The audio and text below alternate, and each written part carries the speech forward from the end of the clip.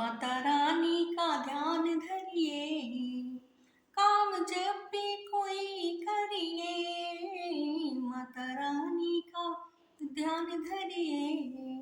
तो बोलिए जय माता दी, जय माता दी। माता रानी का जयकारा बोलते रहिए, बोलते रहिए, बोलते रहिए। तो बोलिए जय माता दी। उठते, चलते हुए, जागते हुए, बैठते हुए, हर समय माता रानी का ध्यान धरिए, माता रानी का ध्यान धरिए। क्योंकि माता रानी का जब ध्यान होगा तो आपको किसी का ध्यान नहीं होगा, सिर्फ माता रानी का ध्यान होगा और माता रानी की अच्छी अच्छी बातों का ध्यान रहेगा और हमारे अच्छे ब्लॉग का ध्यान रहेगा जो माता रानी पर आधारित होता है। तो बोलिए जय माता दी। माता रानी का जयकारा बोलते रहिए, बोलते रहिए, बोलते रहिए, बोलते रहिए। तो एक बार फिर माता रानी का जयकारा बोलिए जय माता दी, जय माता दी। ओम शक्ति जय काली जी संतोषी माता। हमारे ब्लॉग में आप सभी का स्वागत है। सभी माता पिताओं को मेरा प्रणाम और सभी को जय माता दी, जय माता दी। हमें संकट से बचाने वाली हमारी माता रानी है जो सभी को संकट से बचाती हैं, अपने बच्चों को। जो भी बच्चे उन्हें मन हृदय से अपनी माँ मानते हैं वो उनके लिए दौड़ी चली आती हैं हमारी माता रानी और अपने बच्चों को संकट से दूर हटा देती हैं। तो हमारी माता रानी की बात ही निराली है। माता रानी का जयकारा बोलते रहिए, बोलते रहिए। जो आनंद हमारी माता रानी के जयकारे में वो किसी भी चीज़ में नहीं। बोल के देखिए और माता रानी के चरणों में जाकर देखिए, माता रानी के चरणों में खुद को अर्पण करके देखिए, फिर आपको स्वतः ही मालूम पड़ जाएगा कि माता रानी के चरणों में कैसी अनुभूति प्राप्त होती है हमें। कुछ भक्त हैं जो माता रानी का भजन करते हैं, कीर्तन करते हैं, सत्संग करते हैं। कुछ भक्त चालीसा पढ़ते हैं।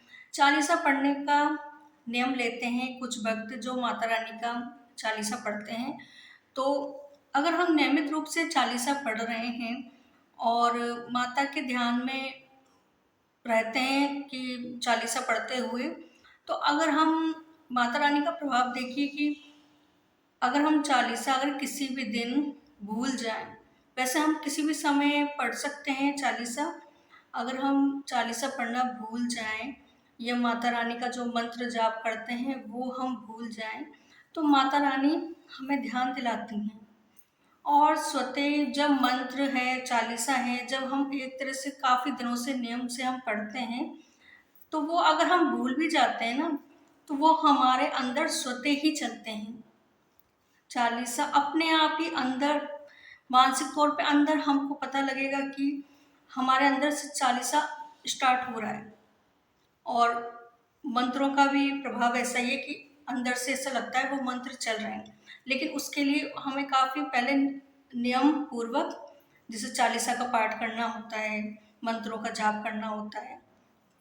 तो जब काफ़ी दिन हो जाते हैं उसके बाद वो स्वतः ही उस व्यक्ति के अंदर से स्वतः ही वो अपना प्रभाव छोड़ते हैं।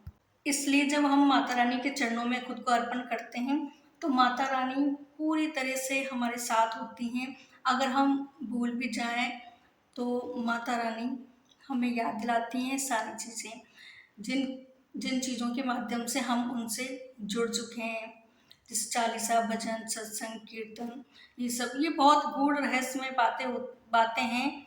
इनके लिए बहुत बहुत ऋषि मुनियों ने कई किताबें लिखी हुई हैं, धार्मिक किताबें, आध्यात्मिक किताबें, बहुत ही गूढ़ रहस्यमय बातें हैं ये।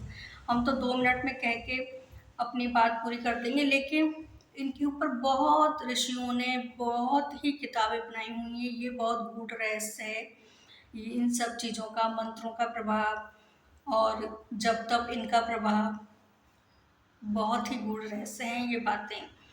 तो माता रानी को इन सब के माध्यम से पाया जा सकता है, लेकिन उससे ज़्यादा जरूरी है प्रेम। और वो प्रेम है एक बालक का अपनी माता के लिए प्रेम, और उससे माता रानी सबसे ज़्यादा हमारे निकट आएंगी। क्योंकि जब तक वो प्रेम नहीं होगा हमारे अंदर कि हम एक छोटे से बालक हैं और वो हमारी माँ है, तब तक हमें माँ नहीं मिलेंगी। इसलिए बस माता रानी का ध्यान करते रहिए। इसलिए माता रानी का ध्यान करते रहिए, करते रहिए, करते रहिए, और माँ भी आपका ध्यान करेंगी। जी हाँ, बिल्कुल माता रानी आपका ध्यान करेंगी। तो बोलिए जय माता दी, जय माता दी, जय माता दी। माता रानी का जयकारा बोलते रहिए। और आज का ब्लॉग यहीं तक, और आगे ब्लॉग में हम फिर से मिलेंगे। तो बोलिए जय माता दी, जय माता दी, हर हर महादेव, हर हर महादेव।